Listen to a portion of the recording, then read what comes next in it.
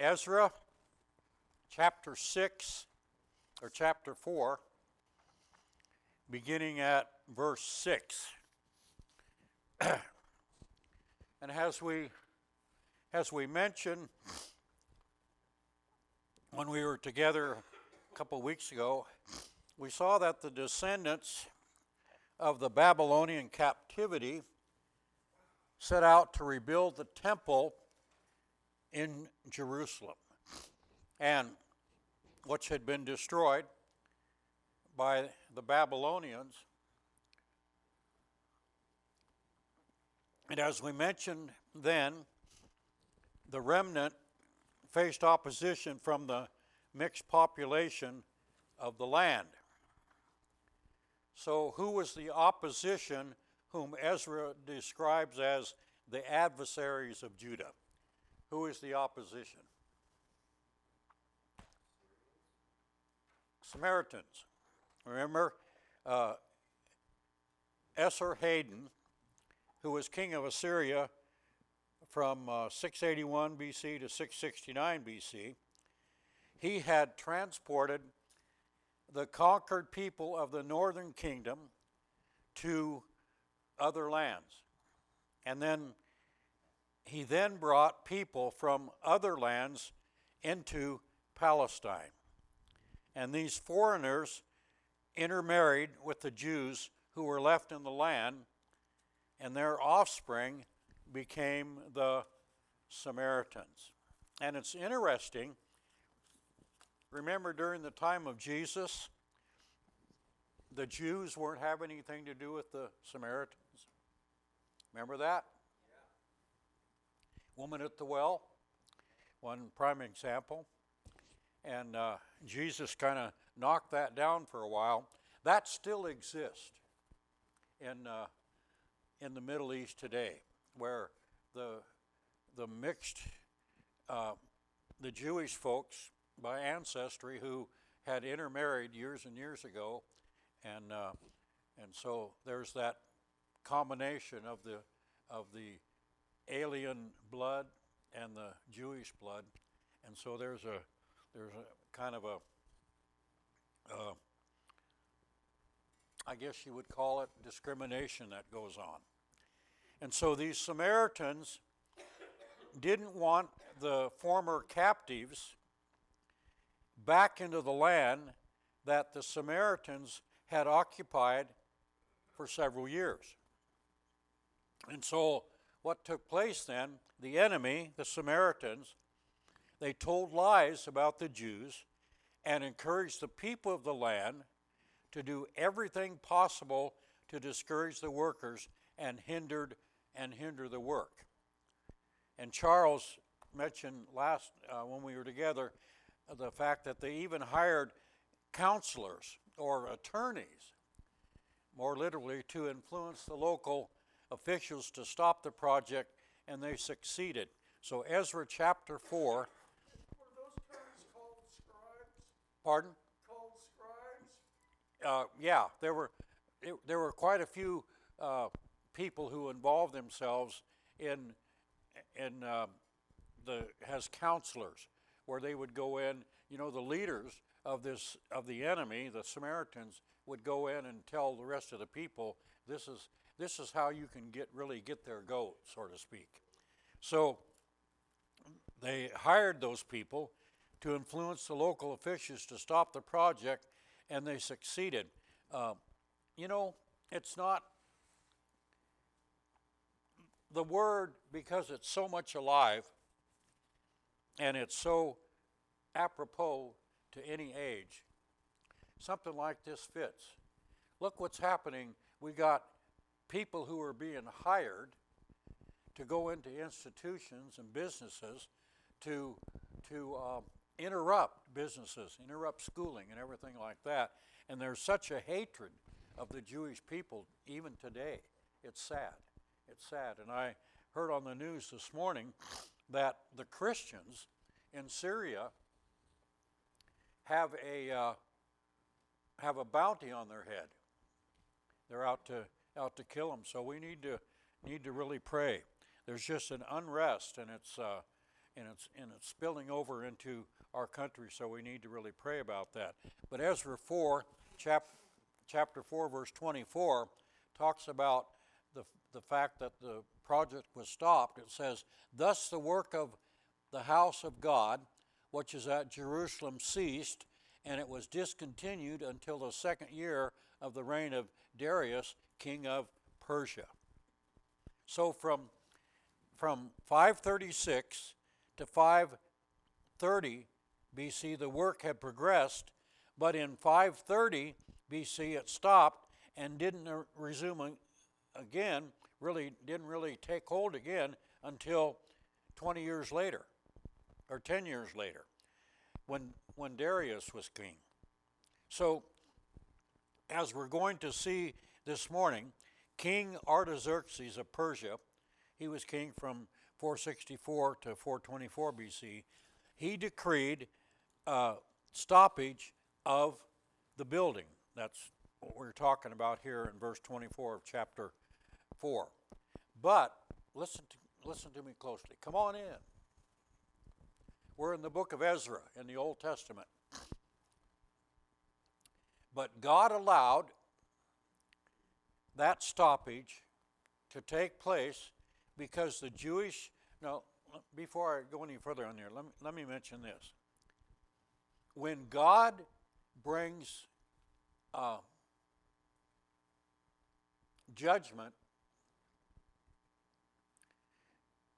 on it, or when God allows nations to come in or peoples to come in and disrupt the plan of God, it's usually because the people of God have not paid attention to what God wants them to do. And so God has to get their attention in some way. And even though, like I just mentioned, Artaxerxes, king of Persia, had been the one that we mentioned here in verse 24 of chapter 4, that sent out a decree to stop the building of the temple, God allowed that stoppage to take place because the Jewish remnant feared the people of the land, and also the Jews, listen to me, had begun to get more interested in their own houses than in the house of God. So let me read this. Pay attention to this from the book of Haggai, and I'll go into this in a little bit more detail next week. But Haggai, notice what he says. He was the prophet. He, along with Zechariah, were the prophets on duty during this time. Chapter 1, verse 15? Chapter 1, verse 1 in Haggai.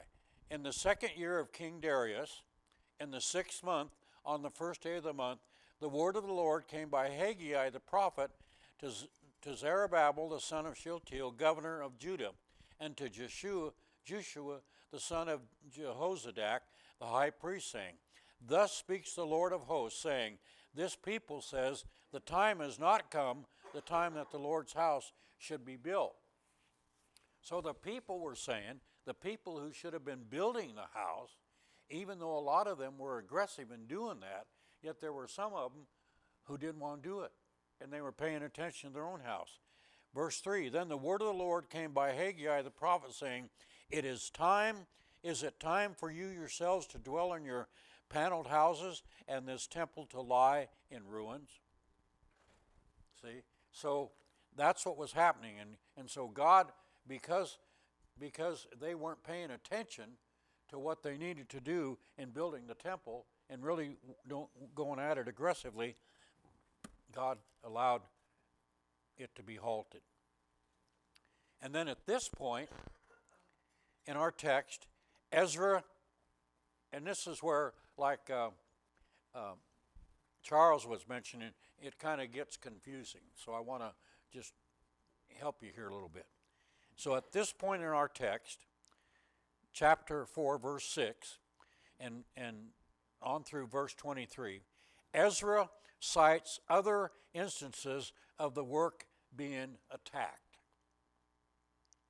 And this somewhat long, I call it a parenthesis, in verses 6 to 23, deals with the rebuilding of the city of Jerusalem itself and not the rebuilding of the temple. So you got to make that distinction, and it's going to say that here.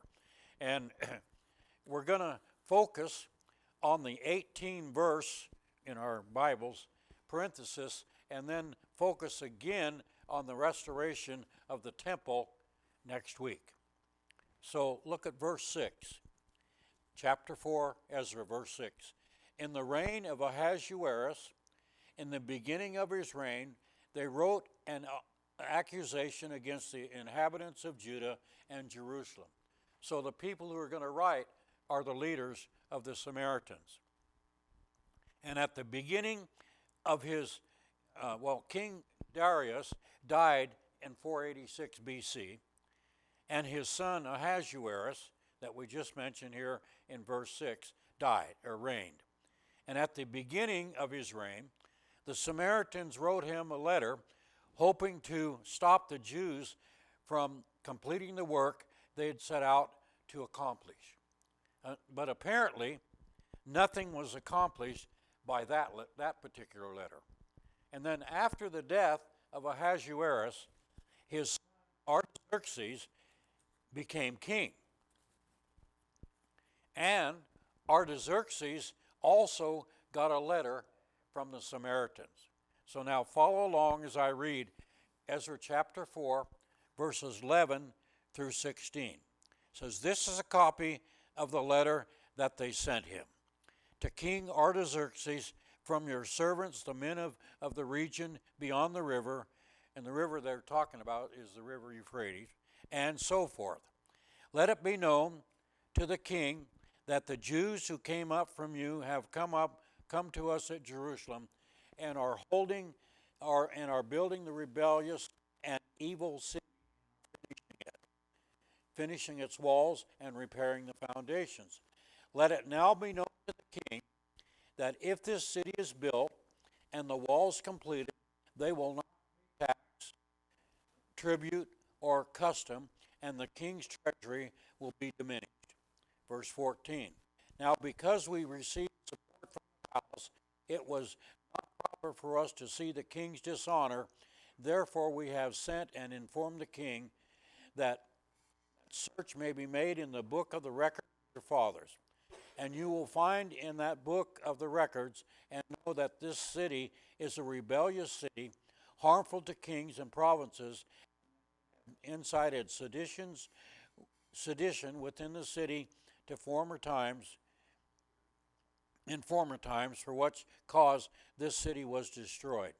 We inform the king that if this city is rebuilt and its walls are completed, the result will be that you will have no dominion beyond the river." Now, in this letter, I want you to see, in what I've just read, there are 4 reasons for why King Artaxerxes must order the Jews to stop rebuilding Jerusalem.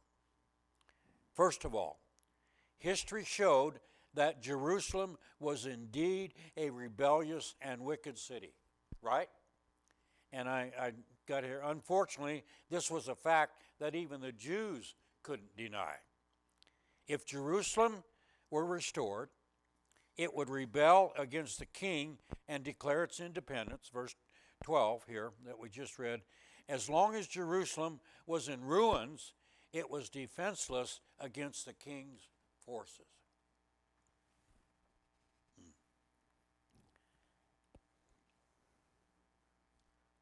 I'm not going to say it. I was going to say something, but I'm not going to. Secondly, an independent Judah would mean loss of revenue and tribute to the empire.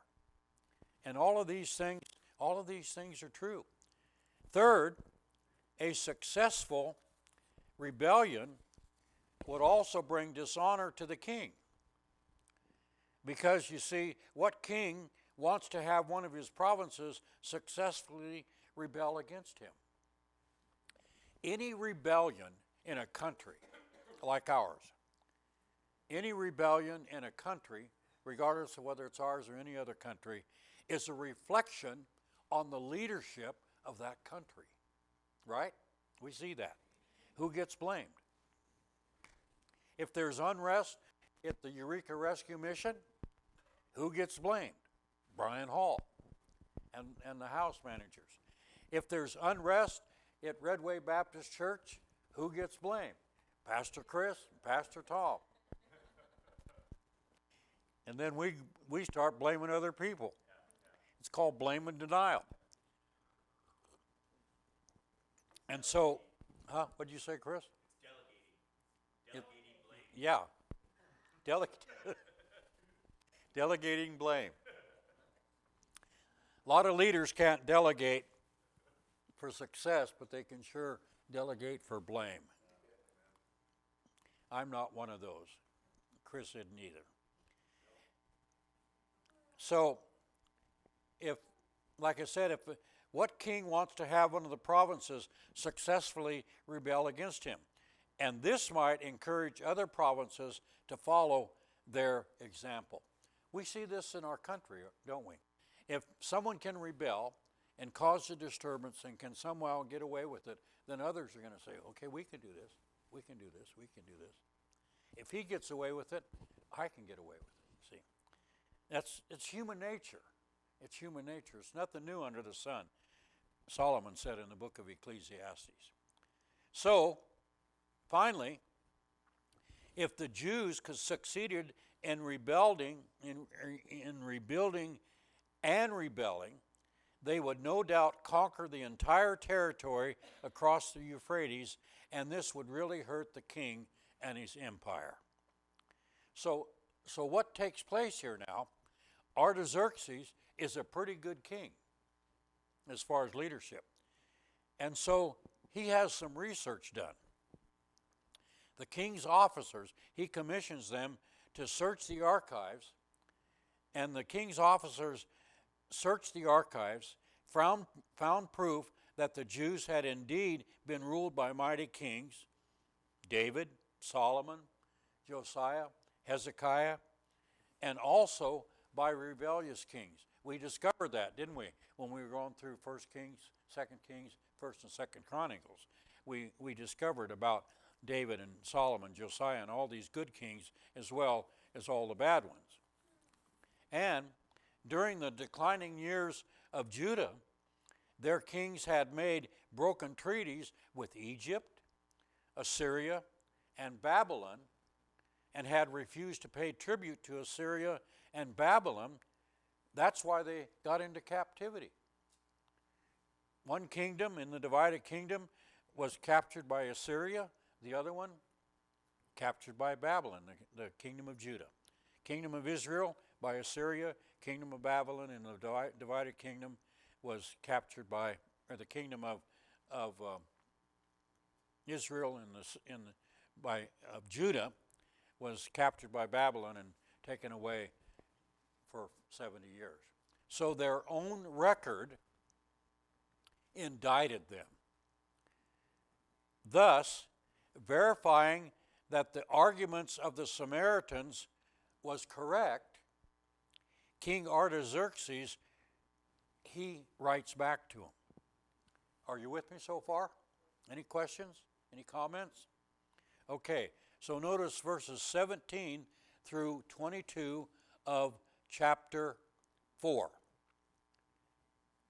To Raham, the commander, to Shimshai, the scribe, to the rest of their companions who dwell in Samaria, and to the remainder beyond the river. So all of those people who had compiled this letter and sent it to Artaxerxes, listing out those 4 reasons why he should stop the building of the temple, he sends a reply to them. He says, peace and so forth. Verse 18. The letter which you sent to us has been clearly read before me. And I gave the command, and a search has been made, and it was found that this city, talking about Jerusalem, in former times has revolted against kings, and rebellion and sedition have been fostered in it. What is sedition? Anybody tell me? Rebellion. It's pardon? I believe sedition is like if you're within a military or rank, you're leaving your ranks. Right. It's like to abandon It's more than rebellion. It's just, it takes rebellion up a notch. In other words, no, and we saw that with the Israelites, you know, the both tribes, tribe of Judah in the southern kingdom, or the tribe of Israel in the southern kingdom, the tribe of Judah in the northern kingdom, that they not only rebelled, but they broke ranks and didn't want to serve the God that they should have been serving. Verse 20, there have also been mighty kings over Jerusalem who have ruled over all the region beyond the river, and tax, tribute, and custom were paid to them. Now give the command to make these men cease, that this city may not be built until the command is given by me. Wow.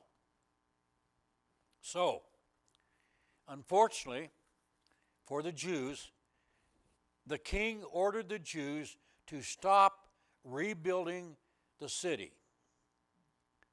In fact, it's likely, now listen closely, and we'll talk more about this in the weeks ahead. It's likely that the Persians wrecked the work that the Jews had already done, had already completed, and the report that Nehemiah received from his brother described what the Persians had done, not what the Babylonians had done. You got that? And so Nehemiah follows the book of Ezra, and let me read Nehemiah chapter 1, the first 3 verses. It says, the words of Nehemiah, the son of Hakaliah. It came to pass in the month of Chislev, in the 20th year, as I was in Shushan, the citadel, that Hanani, one of my brethren, came with men from Judah. Now, keep in mind, Nehemiah, and we'll get to this down the road, Nehemiah was still in captivity, and what was he? He was a cupbearer to the king. Cupbearer to the king. And so he was basically in captivity, but he had a little bit of liberty to move about. And he says he had escaped, and I asked them concerning the Jews who had escaped, who had survived the captivity, and concerning Jerusalem. And they said to me, the survivors who are left from the captivity in the province are there in great distress and reproach. The wall of Jerusalem is also broken down, and its gates are burned with fire. And so that's what's taken place here in the context of what we're talking about here in the book of Ezra at this point. So, a lot of stuff happening. And it wasn't until the arrival of Nehemiah, several years later, that the work was resumed and the walls were finished and the gates restored. Now, yeah.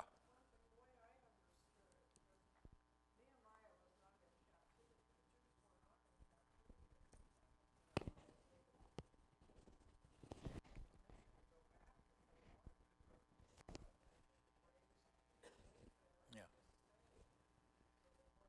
They chose to be in captivity. Yeah, they chose to be, right. They chose to be. Some of them, Nehemiah was a prophet, yeah. Yeah, Nehemiah was a prophet, and Nehemiah is quite a great book to look at too. So I could say a lot more about this, but I don't want to go into that until next week. So in closing, let me say this. Impending doom has hovered over the Jews ever since God established them as his chosen people with his promises to Abraham around 1900 BC. Okay? But as we've discovered going way back and even to this current day, listen to me, impending doom hovers over Israel in this present day, right?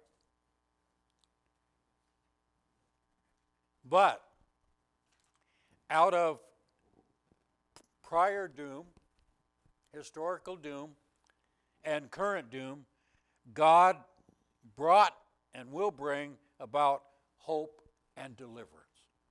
Okay? And we'll see that next week when two of God's prophets, Haggai and Zechariah, come on the scene. Now listen to this. And we're also going to see how, once again, God in His sovereignty, what did we say? What was our short definition of the sovereignty of God? God, because of who He is, can do what He wants to, when He wants to whom He wants to. No questions asked. I am God. He says, I am God. Beside me, there is none other, regardless of what people might think. And so God, in His sovereignty, we're going to see again, uses an ungodly king to issue a decree in favor of the Jews. How about that? Giving them permission to resume restoration of the temple. But listen to this. In addition, we're going to talk about this next week, that king decreed that the cost of the restoration would come out of the king's own treasury. And, listen to this, he also decreed that if anyone altered his decree, quote, a timber would be pulled from his house and erected, and he would be hanged on it.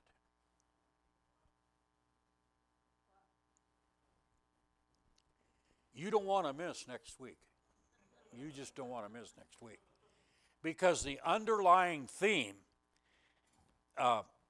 is embedded in a verse in the New Testament that says, our God is able to do exceedingly abundantly above all that we ask or think. See? And the Jewish folks who really meant business, it was their desire and prayer that they, of their own accord, with their own funds, with their own efforts, with their own money and everything like that, would rebuild the temple. But because of the decree that is sent out by the king on duty, he says, pay it out of my treasury, and anybody who doesn't go along with it, I'm going to send somebody to their house. They're going to take one of the timbers from their house.